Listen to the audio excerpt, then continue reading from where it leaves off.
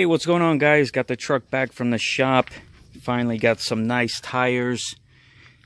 Nice knobby tires on there to get some grip. Got my mid-frame exhaust. There it is, coming out mid-frame. And the most important is gooseneck. Very nice. It's flat. If I ever want to carry anything, let me get up here. Get a nice little hidden away here, and I could flip it up when I need it. There it is. Don't need it. Hides away. And I have a flat bed. So yeah, very happy because I was going to top mount it on top of the bed, and just wouldn't have been a good idea.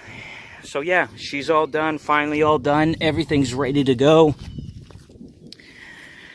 I've been driving it around. Haven't had any problems with it, but this truck has been sitting for years, so I'm going to do a little bit more driving, more testing, but all the parts are on, ready to go. So I just want to say thank you for everybody joining me on this trip of putting this truck together. And I will definitely be getting another 7.3. Currently, I'm still looking for one right now. I want one 4-wheel drive crew cab 5-speed. That's what I'm really looking for. But yeah, thank you for joining me on this crazy adventure. Don't forget to share, like, and subscribe, and see you on the next video. See ya.